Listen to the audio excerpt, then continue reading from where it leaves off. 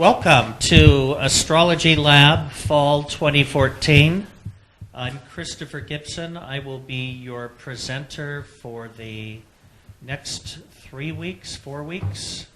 Paul is the co-facilitator and will be taking over when I'm out of town and at other times over the next 10 weeks of class that we have.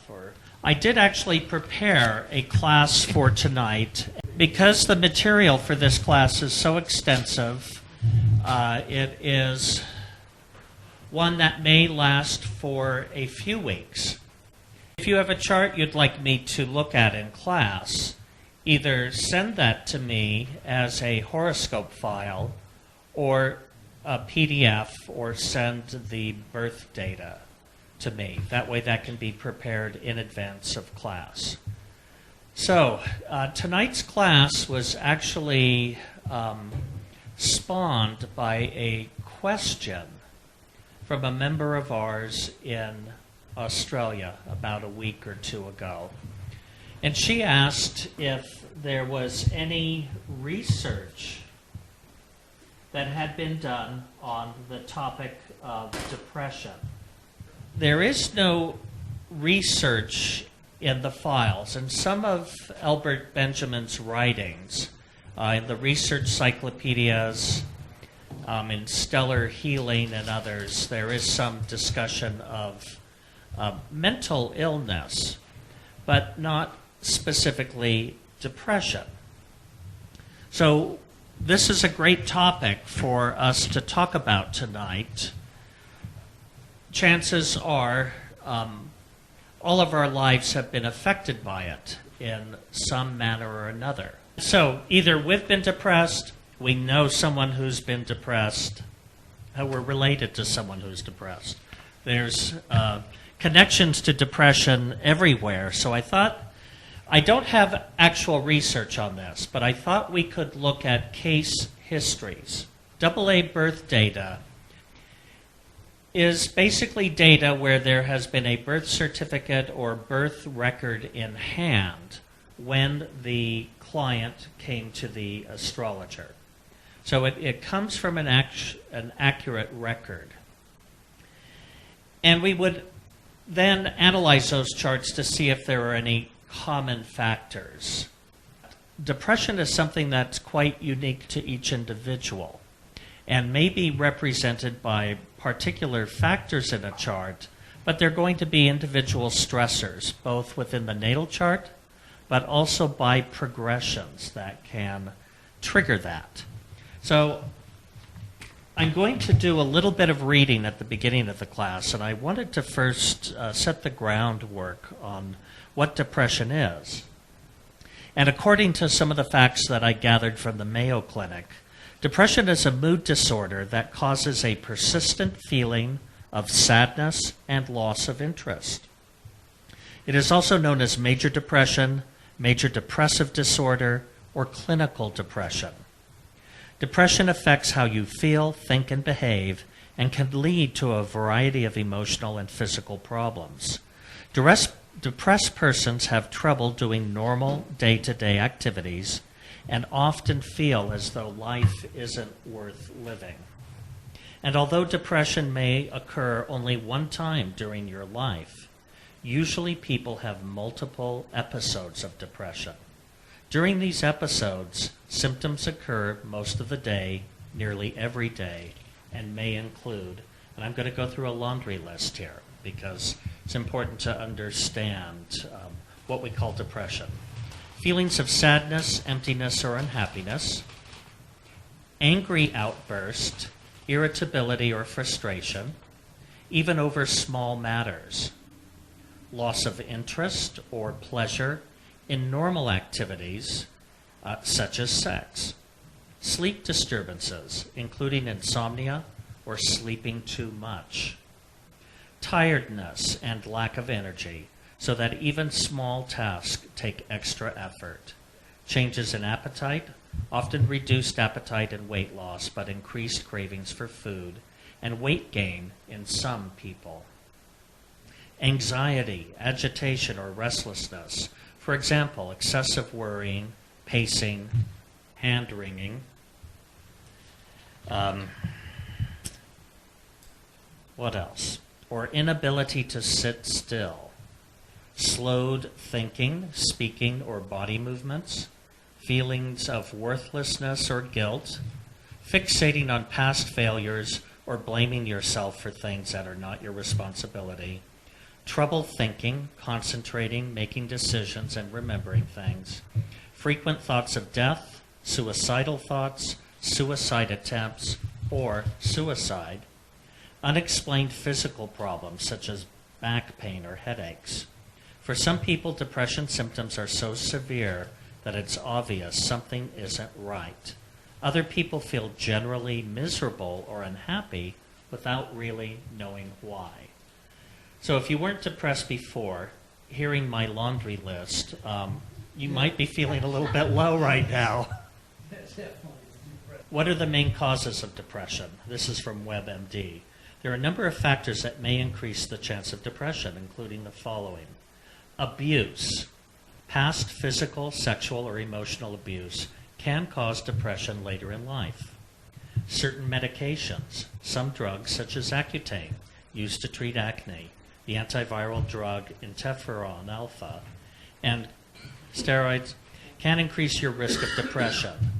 Conflict.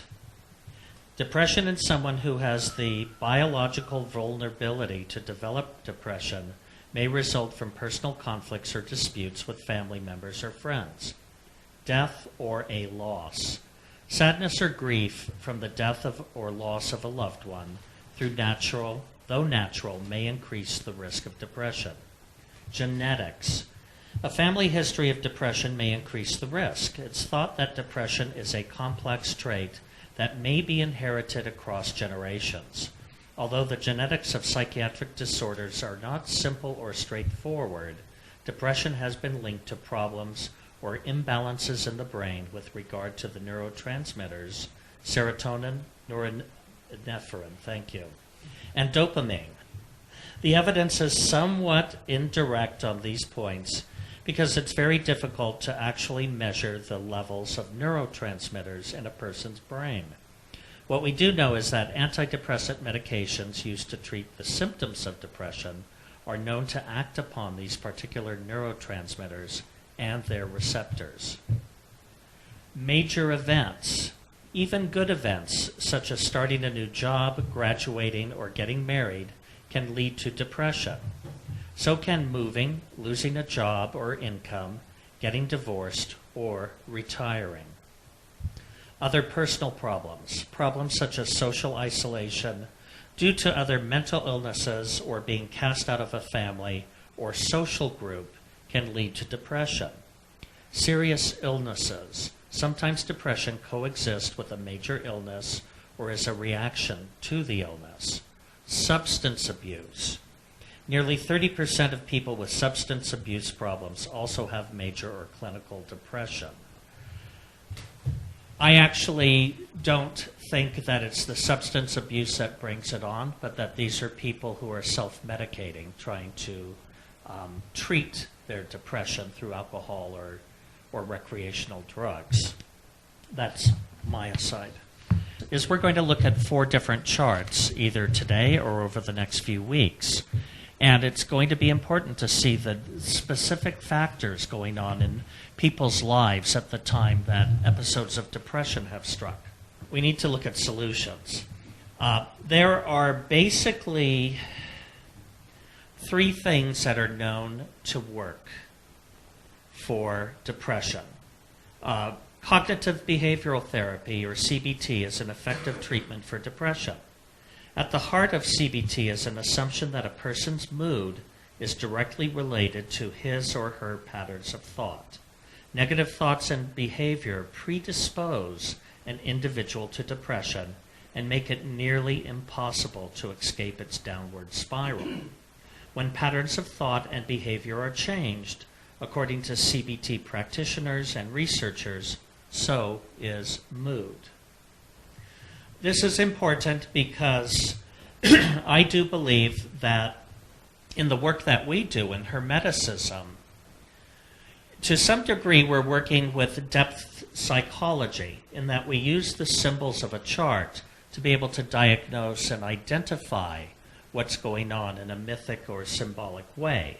But alchemy is the way in which we treat those problems, and that corresponds very much to CBT, to cognitive behavioral therapy, because we are becoming aware of the cause of moods in the form of thoughts and basically working to think different thoughts.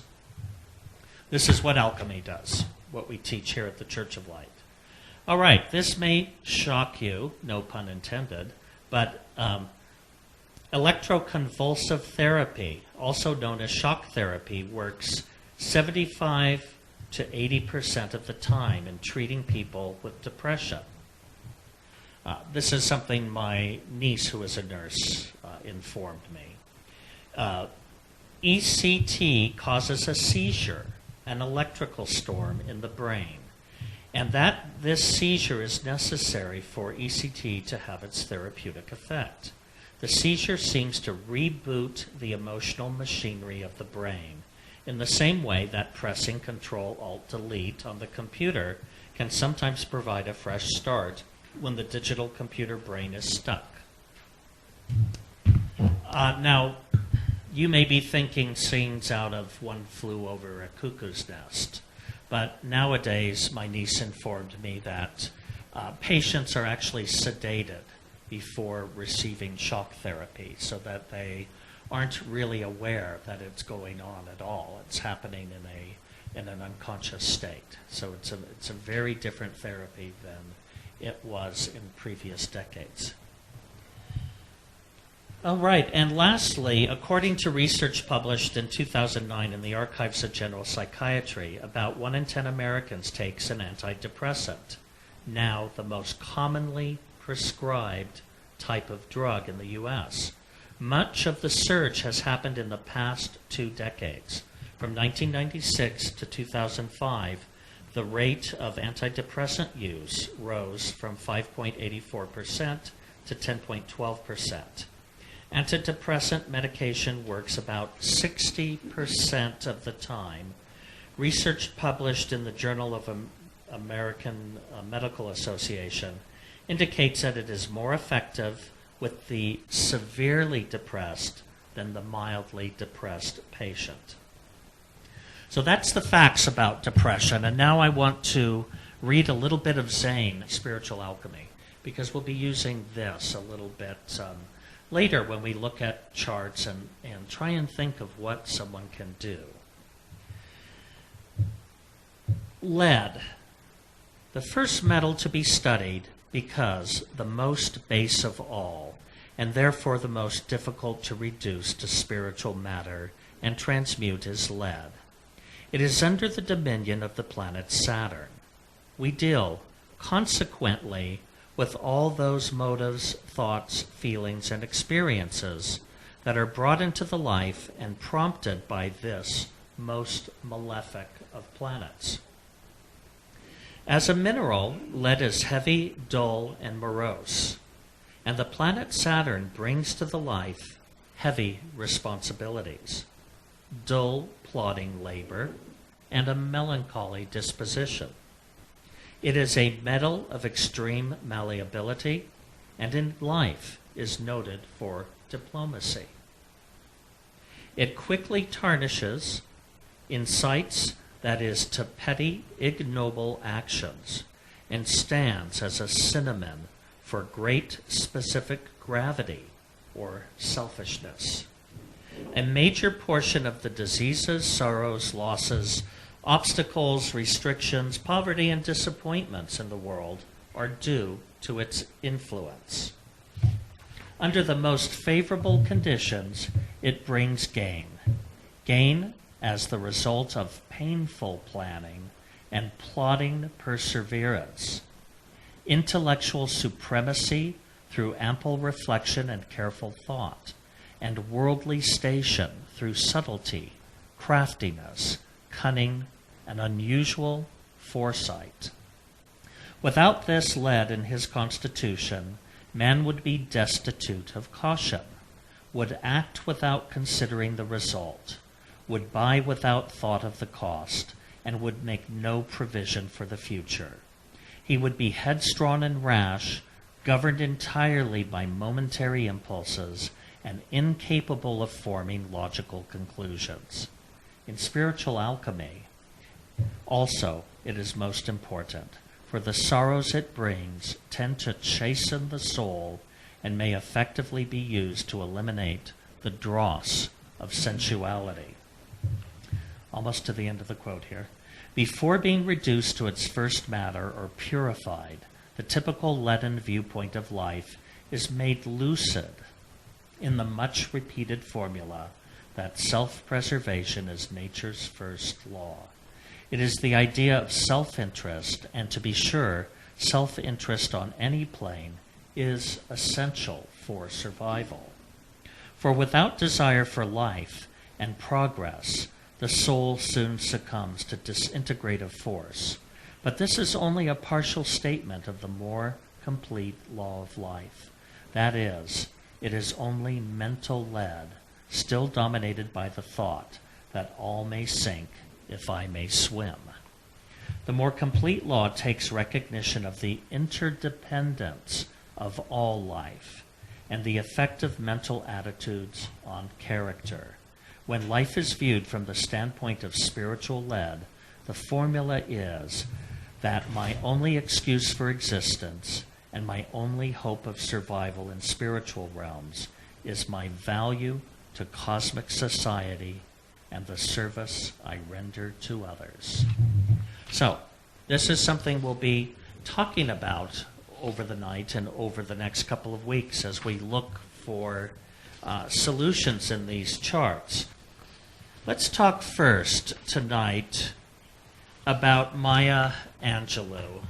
What we need to look at in terms of depression is going to be both what we call birth chart constants. And these are factors in the natal chart that may be a factor for depression. Now, what we've learned from our reading on alchemy is Saturn is definitely a factor, but it is not always the factor. And when Zane talks about lead, he is specifically talking about Saturn experiences, but also any of those periods in life where we tend to feel overwhelmed with the experiences of our life. So let's start off with Maya's chart, and let's look for Saturn's position in her chart. Fourth house. Okay. Any input on how that might be a source of depression? Does anyone know about Maya's early life? Her parents' marriage ended when she was 3 years old. Again, we're looking at early childhood experiences. And she was sent with her brother to live at her paternal grandparents' home in Arkansas. And apparently this was a very strict environment, but caring. Now, in 1935, at age 7, but what happened in 1935 is she returned to St. Louis to visit her mom, and she was raped by her mother's boyfriend. So yes, this is a father figure. As is oftentimes the case in pedophilia, children are threatened as a means of keeping them quiet. And in this case, what her rapist did is he threatened that he would kill her brother if she spoke of this to anyone. So, she couldn't talk about what happened. Saturn in Sagittarius. If you think about it, Sagittarius is the sign of publicly expressed ideas. And with Saturn there, she's being silenced within the home, which has become an unsafe experience for her. Well, it was clear there was something wrong with her, and her mom finally took her to the hospital, and that's when the truth came out about what happened. However, the situation snowballed because her rapist was later murdered for his crime by her uncles, for which she felt incredibly responsible for having revealed that secret. So here we're looking at a Saturn in the fourth house experience of a difficult, possibly somewhat sorrowful home environment for her. So she left St. Louis, went to her grandparents' home again, and she withdrew and remained completely mute for 5 years. No doubt this was quite an experience of depression. Now, we don't think of Maya Angelou as a mute. If you have ever seen her perform, she's incredible, or she was incredibly eloquent. She was the poet laureate for the Clinton inauguration back in 1993, if any of you remember that. She wrote a dozen best-selling books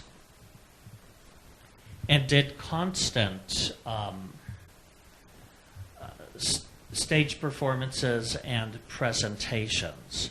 So she came out of this mute period, I guess, when she was around 12, through the efforts of a neighbor who kept bringing her books. And she developed her love of literature through this introduction of books into her life, and eventually came out of her 5-year silence. After this harsh early life experience,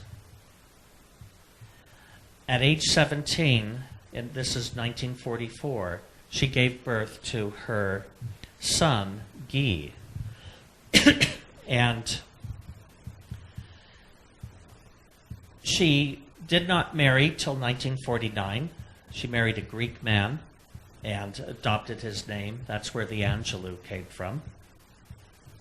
Their relationship lasted 3 years. 1973, she marries again, and she marries Paul Defoe, who was the former husband of Germaine Greer, the great feminist writer from the 60s and 70s. In March of 1978, she became deeply depressed. This lasted 3 years. And in 1981, she divorced her husband and fired her manager. I think she got better. So let's try and find some progressed factors. This is March of 1978. So I've also given you all the progression report.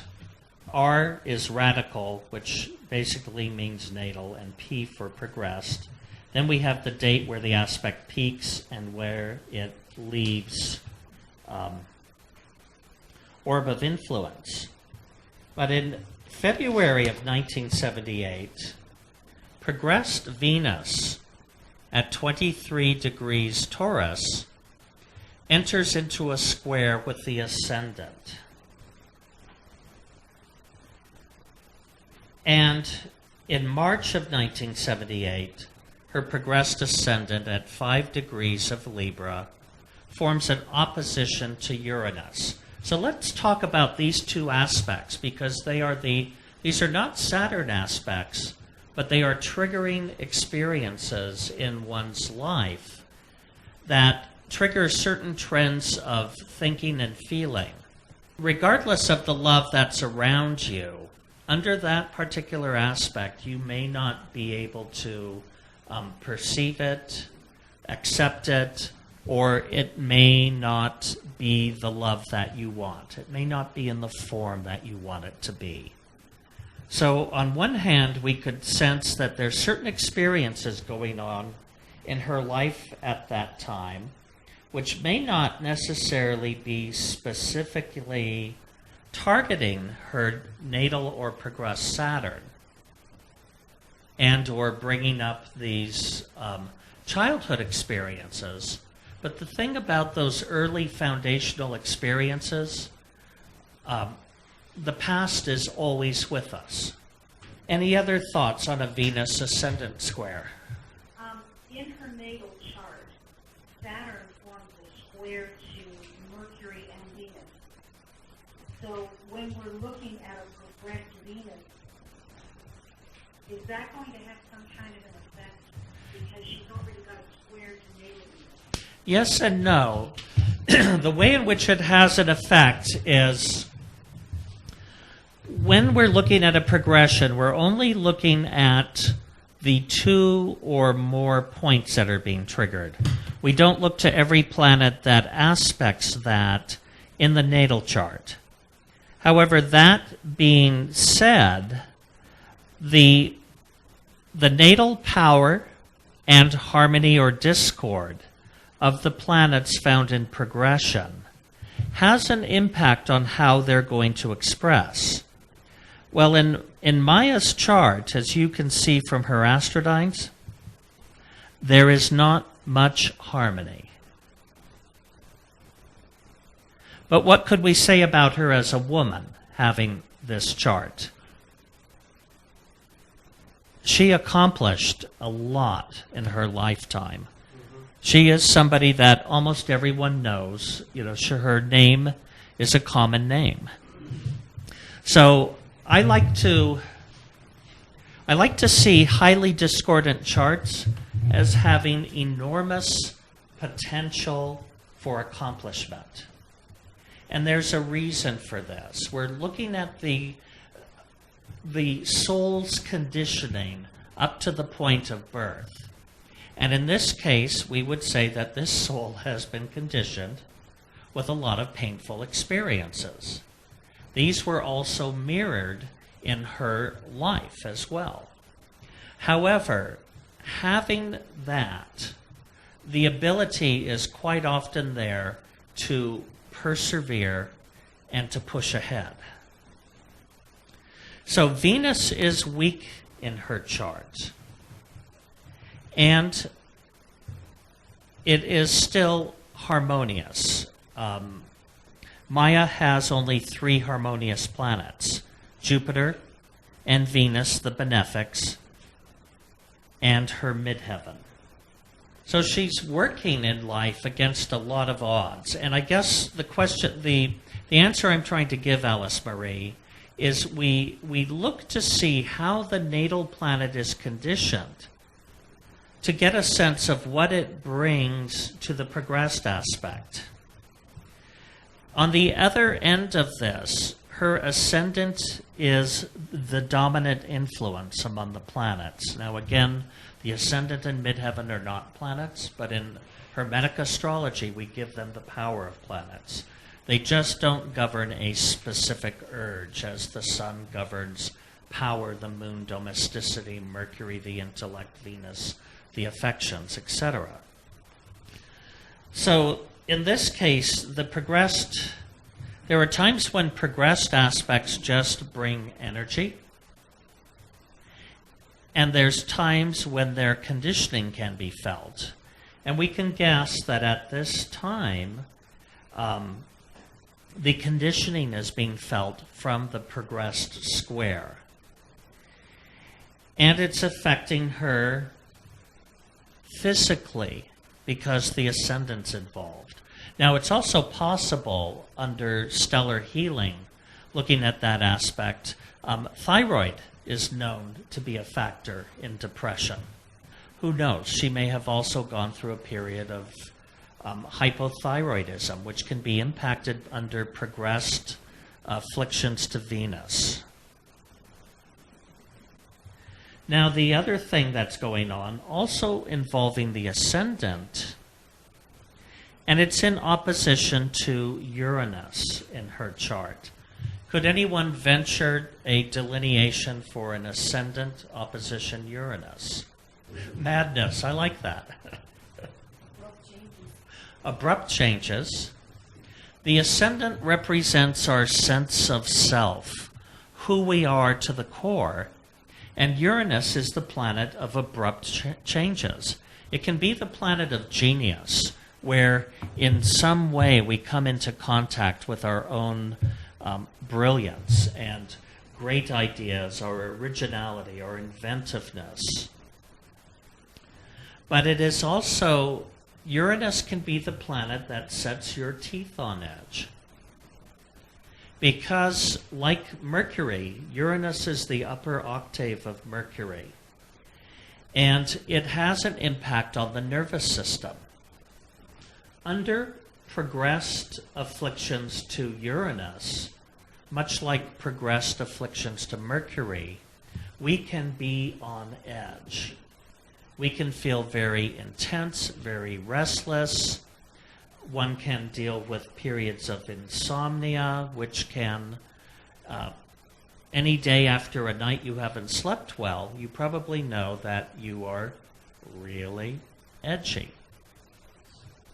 So this is a prolonged period. This went on, it began in 1975, went through 1977, and then it went from 1978 to the fall of 1980. And her recuperation, in a sense, came later. What's happening by progression, we can see there's a predisposition in the chart for depression by Saturn in an angular house, discordant. Saturn is receiving a trine from the Sun, but a square from Mercury and from Venus.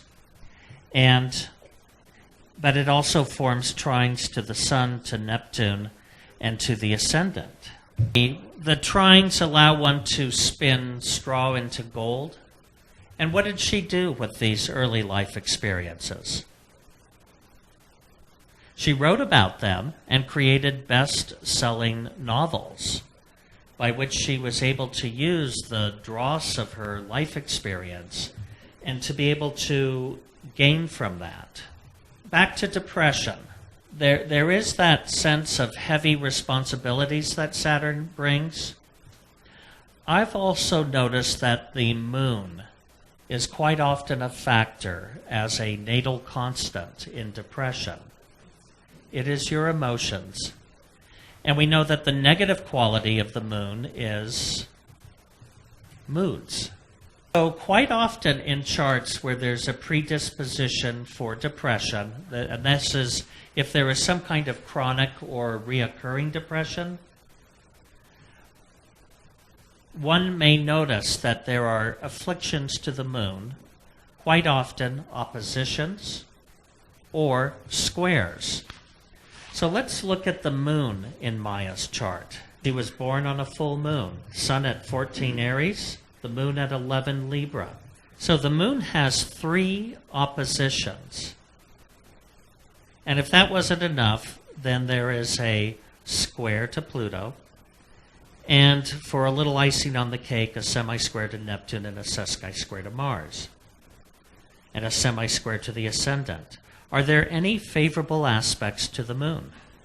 No, there are none.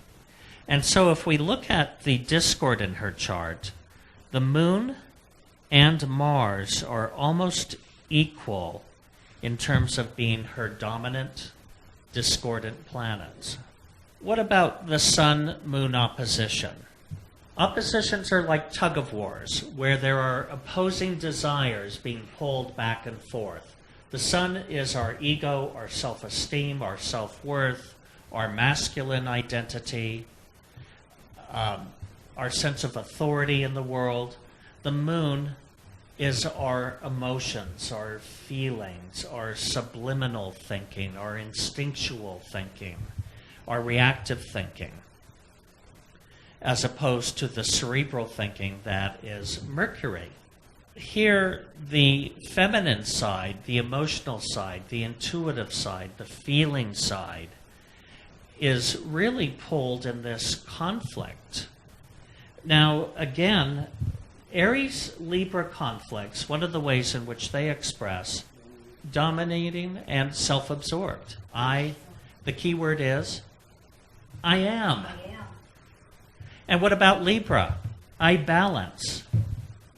So the conflict between these signs is being torn between Aries, doing what you want to do, when you want to do it, without regard to the impact on others, versus Libra, which is constantly moderating the feelings of others and trying to take into consideration the concept of partnerships and relationships. So there's a dynamic tension going on there between these signs. The moon opposing Uranus can give very volatile ups and downs in terms of one's moods. But it can also make one brilliantly psychic. So who knows where she pulled a lot of the ideas for her writing, her prose, her poetry. Again, with that dominant 8th house, much of this may have come from a very deep subconscious place or a very intuitive place, but also a very tortured place. And Jupiter opposing the moon, again, there's conflicts here, and the moon's in the 2nd house of wealth. The sun and Jupiter are conjunct in the 9th house of teaching and philosophy. Yes, it's very spiritual. One might also get the sense that this is somebody who needed to make a living, had emotional ties to making money, was able to be successful and make money, but there may also have been a conflict in there somehow between the attitudes of spirituality versus materialism. I've not encountered this myself in any articles I've seen written on her or in her writings, but this could, of course, be a unpublicized conflict. I have heard from psychologists that depression is oftentimes rage turned inward. And this could certainly indicate that. Mars opposing the ascendant. Being furious or being mad about something, but taking it out on yourself. And Mars conjunct Uranus can give bouts of fury. What happened under the Mars-Uranus conjunction? She left her husband. Mars is the ruler of the 7th house. She may have concluded with Mars conjuncting Uranus that he was an irritant to her and decided to do something about it. What house in a chart governs one's agent or manager? It is also the 7th. So under this Mars-Uranus conjunction, think of Uranus as sudden changes, and Mars being I'm mad as hell and I'm not going to take it anymore. She left both the manager and the husband. All right, let's switch to another. I'd like to switch now to Robin Williams' chart, since this is so recent. Now Maya lived to be 84 years old, 1928 to 2014. So even with the great discord in her chart, these painful life experiences, traumatic childhood, and bouts of severe depression, this is somebody who persevered. She lived on. And some of that may have come from the Sun-Jupiter conjunction. Chances are, despite everything going on in her life, she was still an optimist. You step in a poo and you look for the pony. Robin Williams chart, and this was progressed to August 11, 2014, which was the recent date of his death by suicide. Suicide is definitely the extreme in depression. What about Saturn in this natal chart? Well, it's in the 11th house in Virgo. This would make someone social, yet very selective about their friends. Now, one thing we know about Robin Williams and all of the tributes that were made to him posthumously is that he was very social, very well connected, and what? Very well liked. The 11th house is moderate in strength, and curiously, it is one of two discords in the chart. So by comparison, we look at Maya's chart with its incredible conflict and astrological disharmony. And then we look at Robin Williams' chart with its incredible amount of harmony. He has a plus 7431 harmodines. Does anyone know anything about his early life? But Robin was actually raised in an incredibly affluent family. He grew up in a mansion, attended Claremont College, studied politics and economics, but took a class in improvisational theater and went on to train in drama at Juilliard. Moved to Los Angeles in 1978. He was married 3 times. Now, he gained his original fame in 1978 in a TV series called Mork and Mindy. Here we have somebody who also had this rise to recognition, fame, stardom, but who came out of an environment of ease. Now, just because one grows up with resources doesn't mean that they have a lack of inner conflict.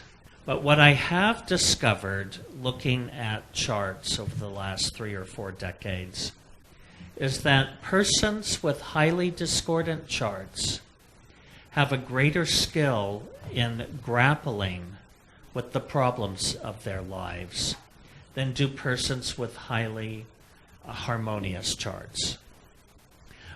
My belief as to why that operates is that the harmonious soul is one that has had experiences or a life training to expect things to come with a certain amount of ease.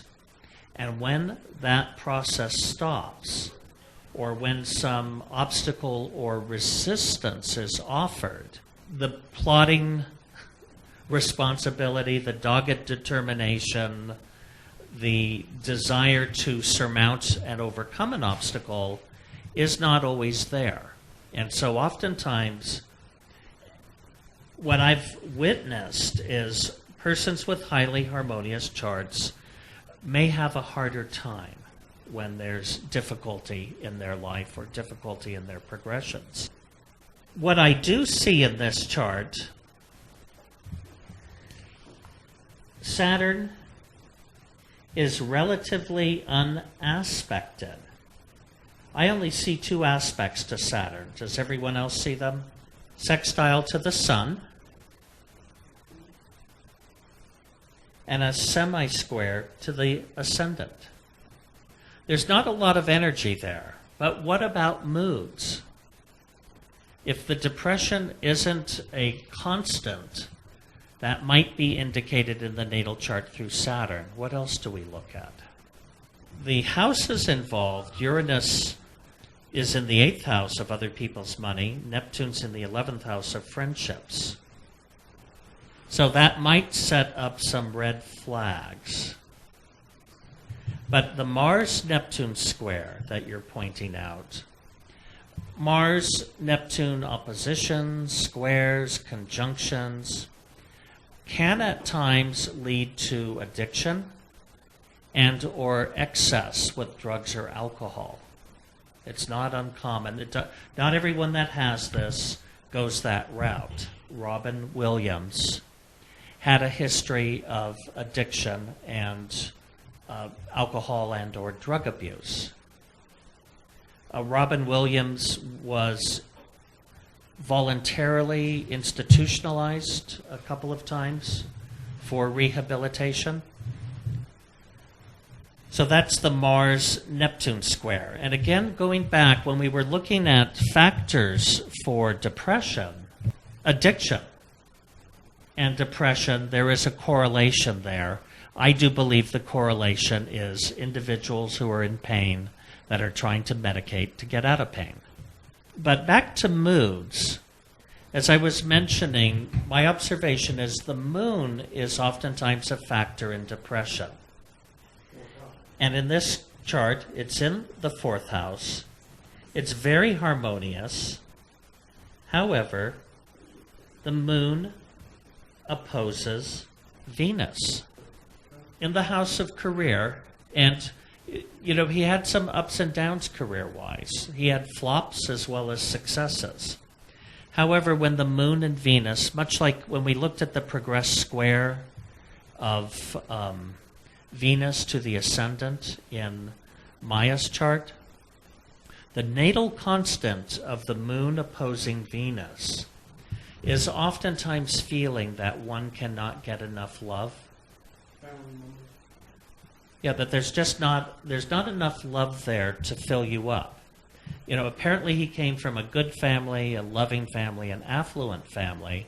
His father worked for Ford Motors and was, I believe, traveling a lot or not in the home. So who knows? But those are things to look at. Well, the moon does trine the ascendant, and it does trine Mars and Uranus, which both trine the ascendant. Robin Williams' list of accomplishments was too great for me to put on paper. The versatility of his roles is tremendous. The dominant planet in this chart is, and to some degree, Uranus always spells out crazy on one level or another. And of course, I say that facetiously. But one thing that his teachers and or professors noted of him throughout his life was that he was genius. Just about anyone that knew Robin, I mean, he was always hamming it up. Even any serious interview that was given, he would always sort of steal the show. So that's the public planet. And if his chart was not so public, would we even be talking about his suicide? No, this is something, we can use these charts because they're all public figures. Their lives are to some degree open books. We have access to the information. But speaking of the Mars-Uranus conjunction, what do we look at in a chart when we're looking at matters surrounding death? The 4th house will oftentimes indicate the environment, and the 8th house, how one dies. Here, Mars is the ruler of the 1st house, which is self. And it's conjunct within 1 degree Uranus, suddenly self-inflicted. Wow. The moon is in the 4th house, home and family. If with Maya's chart, Saturn was in the 4th house, which is wasting, illness, old age in the home. I'm not sure if those rules will hold up across every chart we look at, but they are interesting clues. There is some reason they've been given over history as astrological indicators, things to look for. Well, Robin Williams was a friend of John Belushi's. Yeah. I know there was a very big impact that came about through his death. He was strongly impacted. Well, and it could possibly be persons who work in humor or comedy are looking to antidote their lives. There may be some inner conflict there that they much like we try to self-medicate.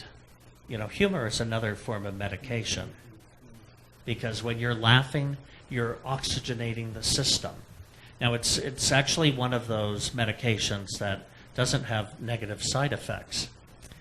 There's definitely a lot of emotion in this chart. Again, if we look at the summary on the Astrology report,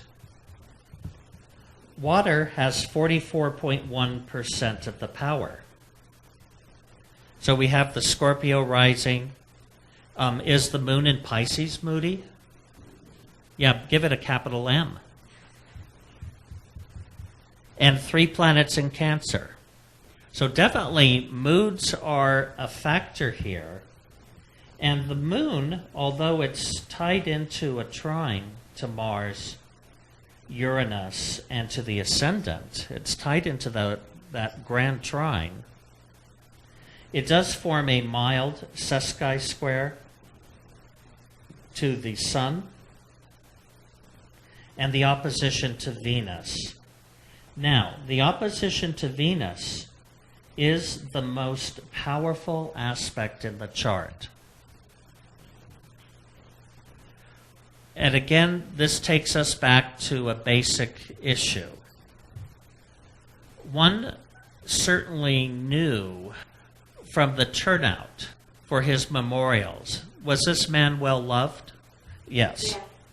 But do we know if he felt loved?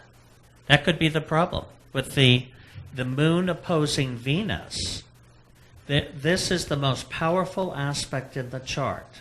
And we have to pay attention to those things when we look at charts, because these are hallmarks of personality.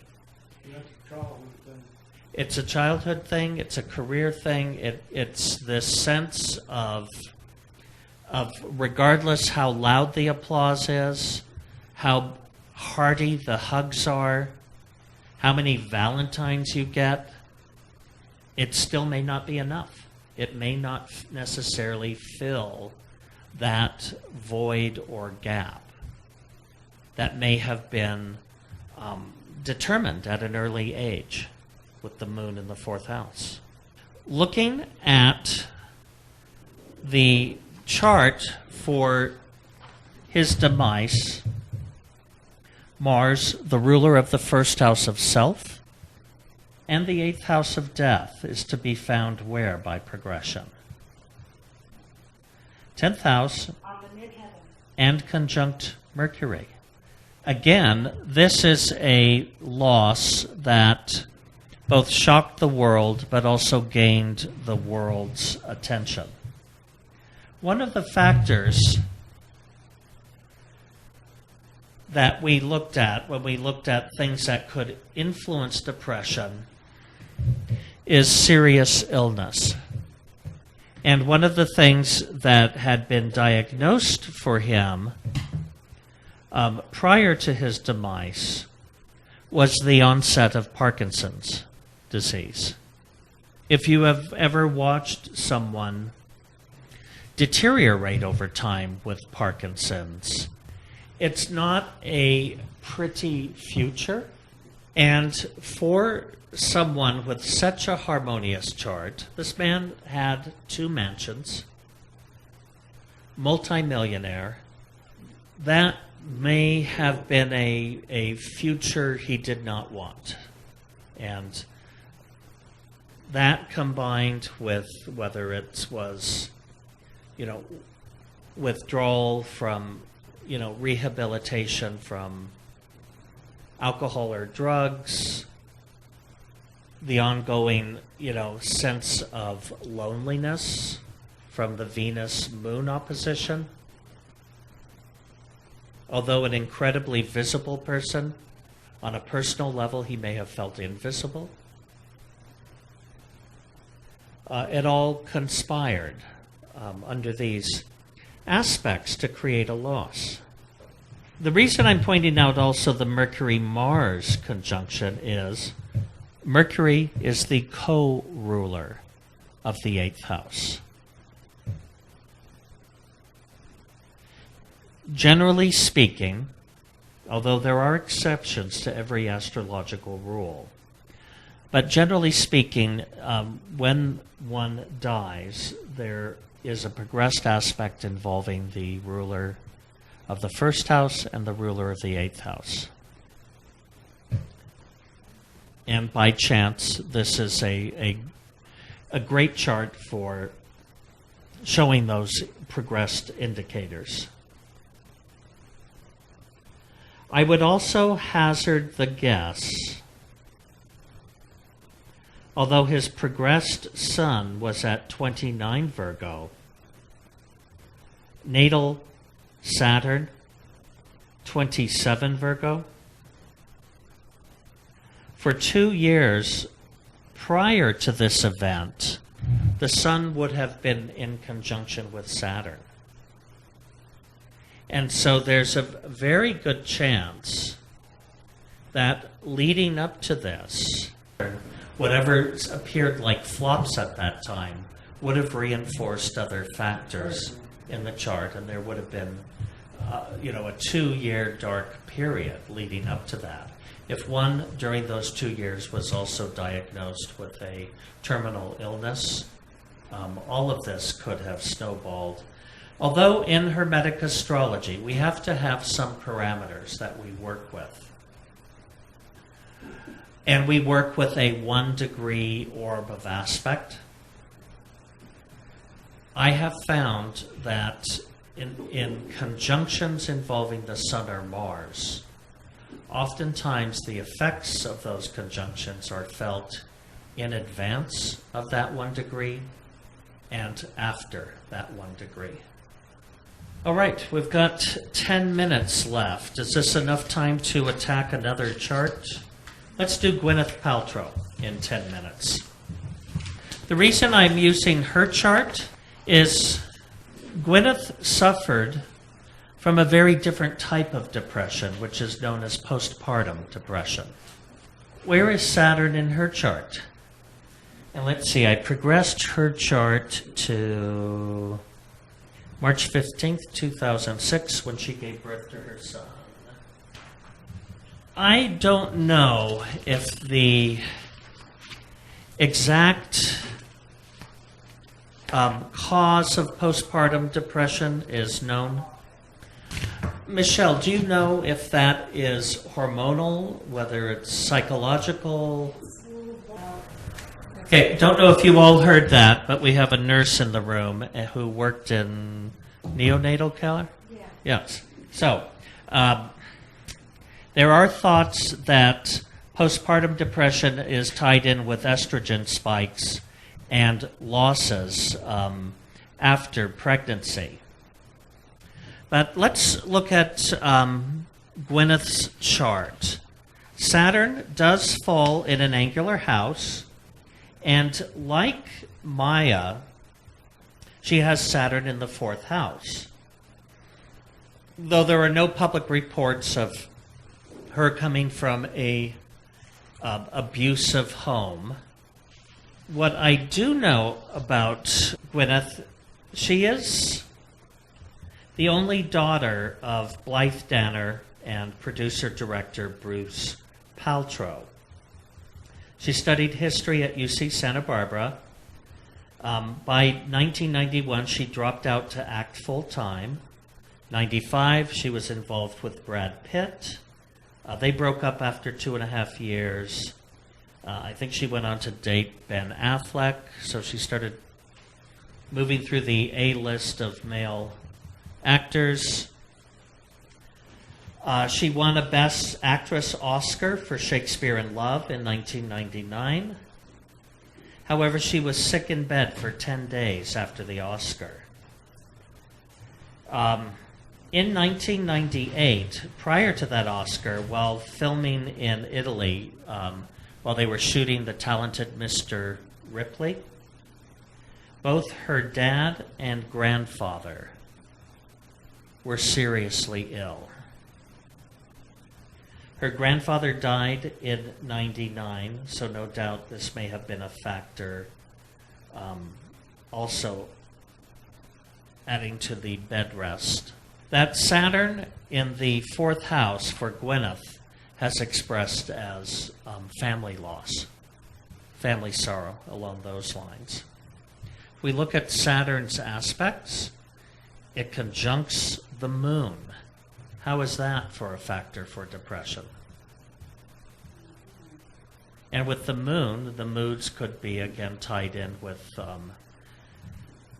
estrogen and or childbirth. But there has to be other factors too, such as with the moon conjunct Saturn, a grave sense of responsibility around home and family and mothering and nurturing. Yeah, it was April 8th her son was born, and then she suffered from postpartum after that. So let's look by progression what's going on here. Progressed moon is at 6 degrees Virgo in direct opposition to her ascendant at the time that she gave birth. If you think of the moon opposing the ascendant as being pulled away from something, in this case the child, this is a significant or pronounced aspect. It could have felt as a grave personal loss. All right, let's look at 2006. The other thing going on at that time, following her birth, is Venus moved up in her chart to conjunct Pluto in the 7th house. So there may also have been some very deep, intense, emotional upheavals going on in and around her marriage partner at that time as well. So there's the possibility that there were 7th house matters being strongly affected at the same time that the moon moved up to oppose the ascendant, creating this great emotional period. So we've run out of time for this evening.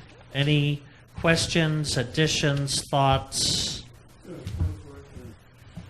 Neptune in the 9th house, especially in Sagittarius, is drawn to more mystical type of traditions. Neptune looks for some kind of direct mystical experience of the divine.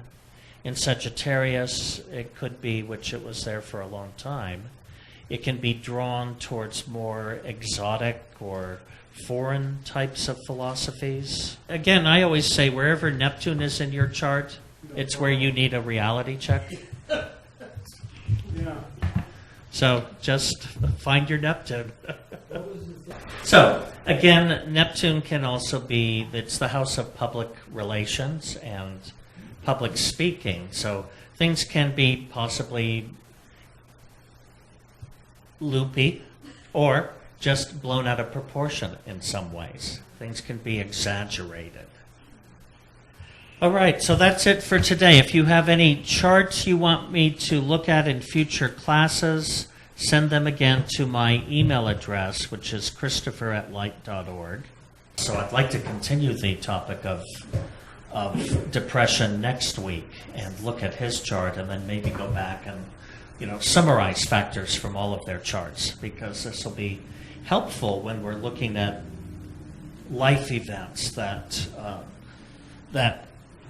trigger despondent periods. Many of us may do astrology for ourselves. Some of you are learning because you may either already use this to help other people or are planning to. If you're really good, you're going to get clients who have a lot of problems because everybody's searching for a solution, and oftentimes astrologers are the last-ditch effort.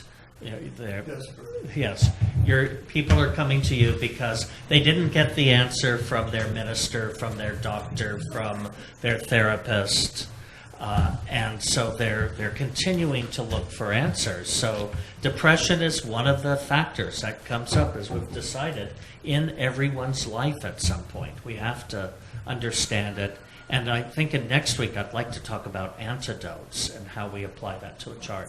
So I thank you all for being here tonight. Sorry for going over time, and I'm looking forward to next week.